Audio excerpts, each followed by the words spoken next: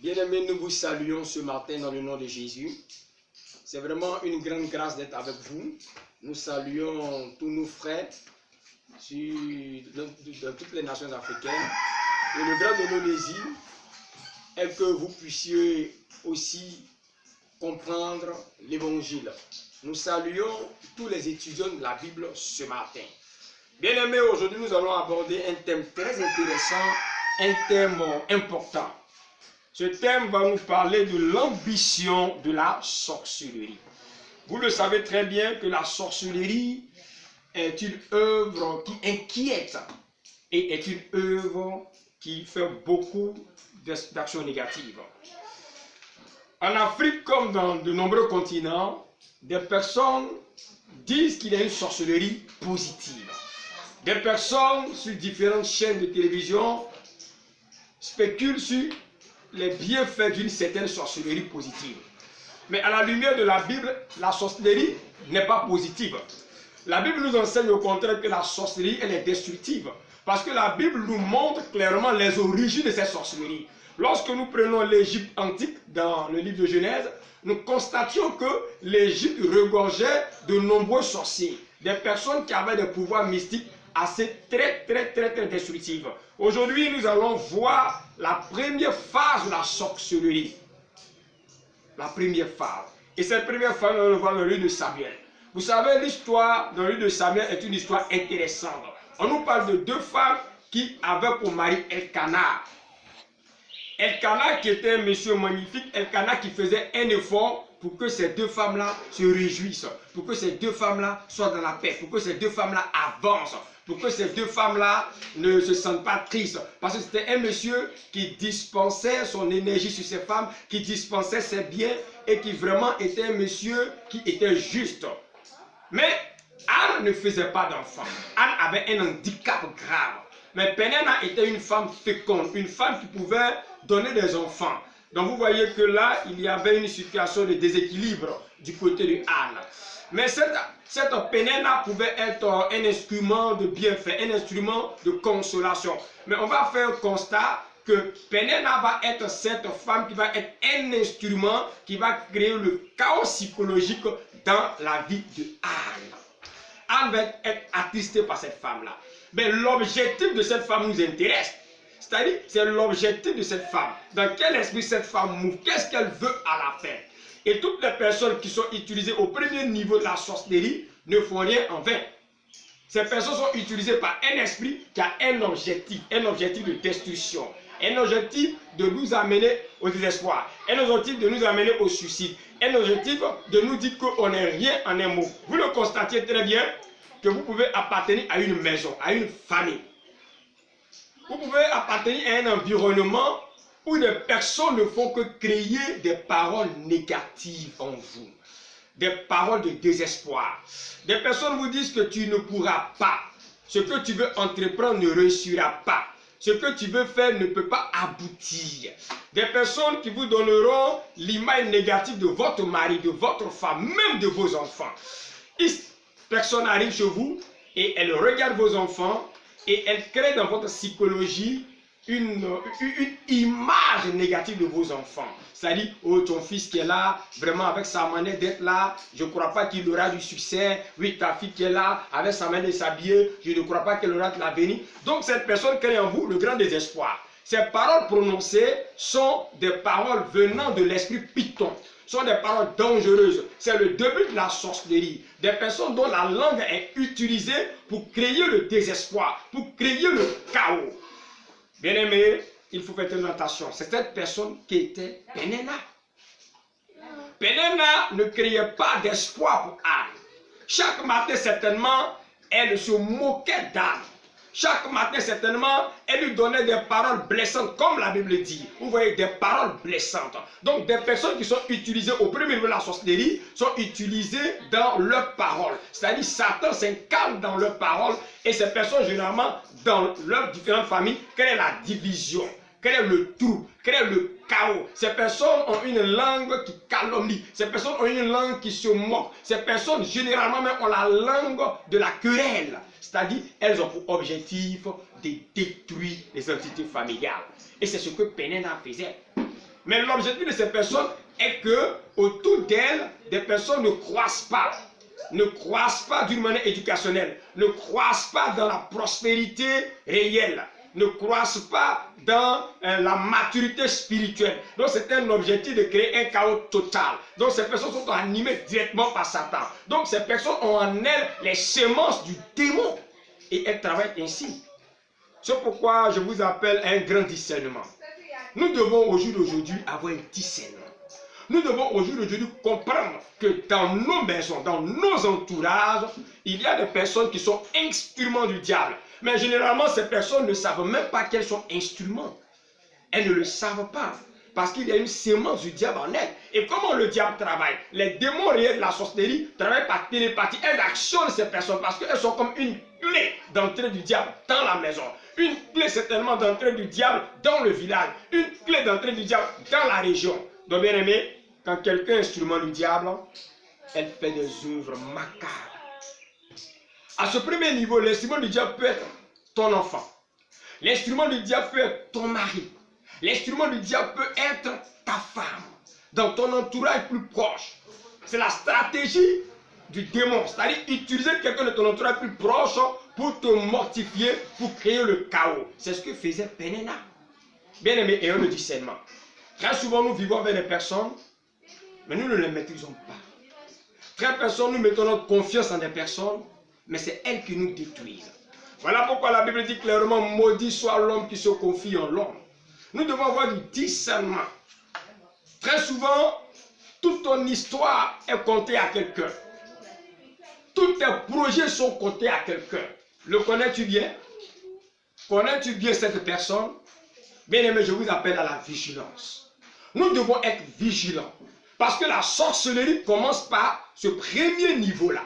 Des personnes qui habitent avec nous, qui ne pratiquent pas en réalité la sorcellerie mystique. C'est-à-dire qui n'appartiennent pas à des clubs de sorcellerie, qui ont le don de sorcellerie, qui se dédoublent, qui mangent, qui ne vivent pas la sorcellerie réellement, mais qui ne sont que des instruments, qui ne sont que des portes. Le diable passe par ces personnes, parce que ces personnes ont en elles les fruits de la chair, tels la jalousie, la méchanceté, les haines. Et ces genres de personnes sont de potentiels candidats à être instruments de la sorcellerie. Bien-aimé, si tu sens ces choses en toi, il est temps de donner ta vie à Jésus, afin que ta famille ne puisse pas être une famille marquée par Satan, afin que tu ne puisses pas être un canal de destruction. Parce que ces éléments cités, ces fruits de l'esprit, ces fruits de la chair du moins cités,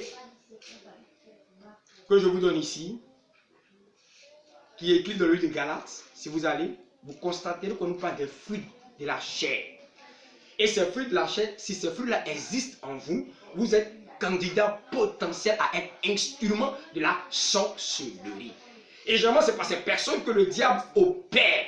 Parce que Satan ne peut pas entrer dans une maison tant qu'il n'y a une ouverture. Quand je suis instrument de la sorcellerie, le diable va m'utiliser pour entrer au cœur de ma famille. Quand je suis instrument de la sorcellerie, le diable va m'utiliser pour entrer dans mon village, pour créer le chaos. Bien aimé, je vous en supplie, il est temps. Il est temps que nous ouvrons nos yeux. Il est temps qu'en tant que chrétiens, nous ayons le discernement et un grand discernement afin de détruire les bases sataniques. Beaucoup d'enfants de Dieu prennent des choses à la négligence. Au cœur de leur maison, ils prennent les propos à la négligence. Ils observent des aptitudes bizarres, mais ils se disent, bon, c'est normal. Écoutez-moi très bien. Il faut porter au scanner spirituel quelques mouvements, quelques actions.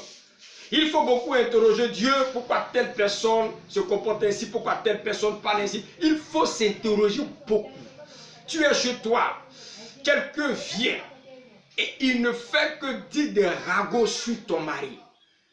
Il ne fait que porter le regard négatif sur ton mari, sachant que vous êtes marié légalement. Sache-le très bien, cette personne est instrument de la sorcellerie. Parce que l'objectif est que la sirène des eaux veut passer par cette personne pour déstabiliser ton foyer. Mais que faut-il faire? Cette sirène va amener une personne qui a en elle une sémence qui appartient au monde satanique. et actionner quelque chose en cette personne-là, afin que cette personne, par sa langue, puisse créer d'abord quelque chose en toi. Une fois qu'une porte est ouverte, une fois que tu acceptes cette thèse que ton mari est négatif, que ton mari est ceci et cela, directement la porte est ouverte dans ta maison et la sirène frappe.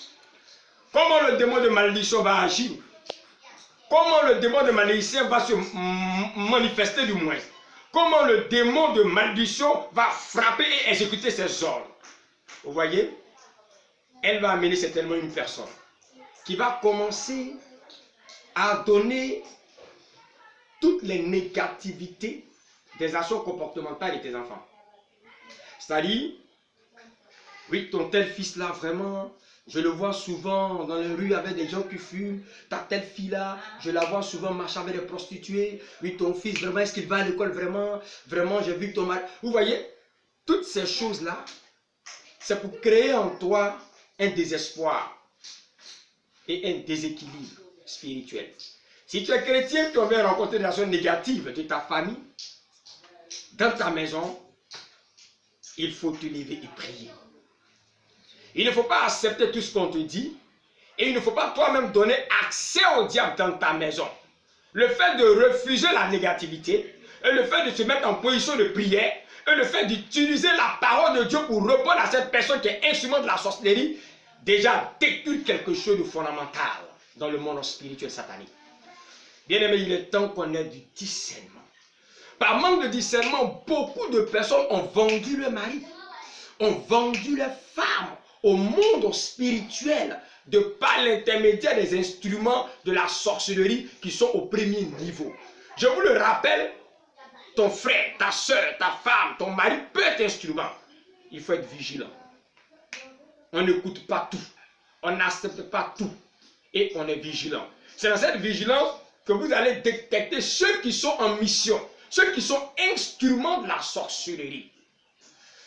À ce premier niveau, pour les désamorcer, il faut avoir le discernement. L'âme qu'il faut avoir, c'est le discernement et la prière. Le discernement et la prière. Si nous avons beaucoup de discernement, nous comprendrons que les soi-disant conseils que X me donne est stratégiquement quelque chose pour me détruire.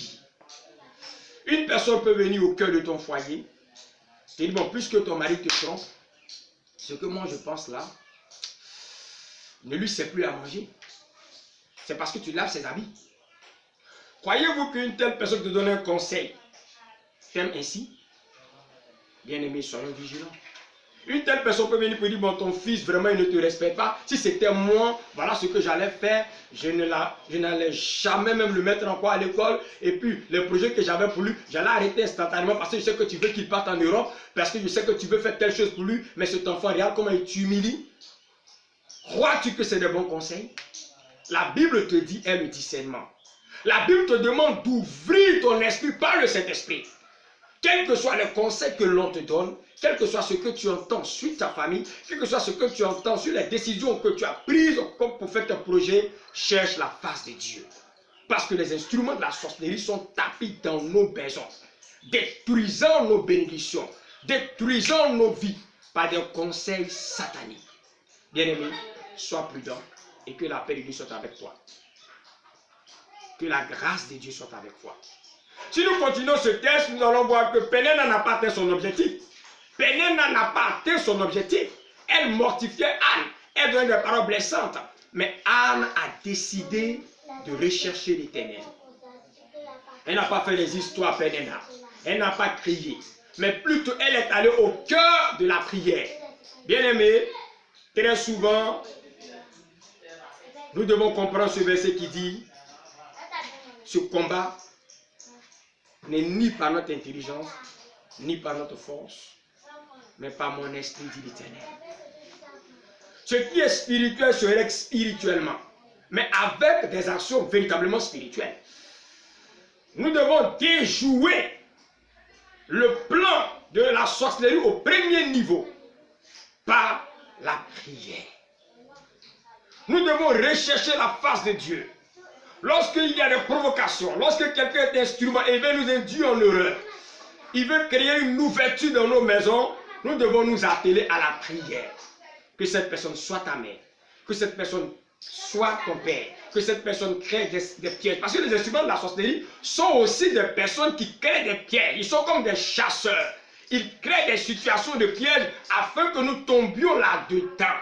Je prends l'exemple d'un père de famille qui quitte quelque part, qui vient voir sa fille qui est à Abidjan, qui est par exemple dans une ville comme Yamoussoukro. Et lorsque ce père arrive, lorsqu'il entre, il a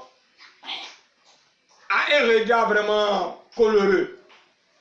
Sa fille est assise dans le salon avec son mari, et ce qu'il va dire à sa fille méchamment, toi tu n'as aucun respect pour moi, parce que tu ne viens pas de vos villages. Même je suis fâché. Vous comprenez un peu?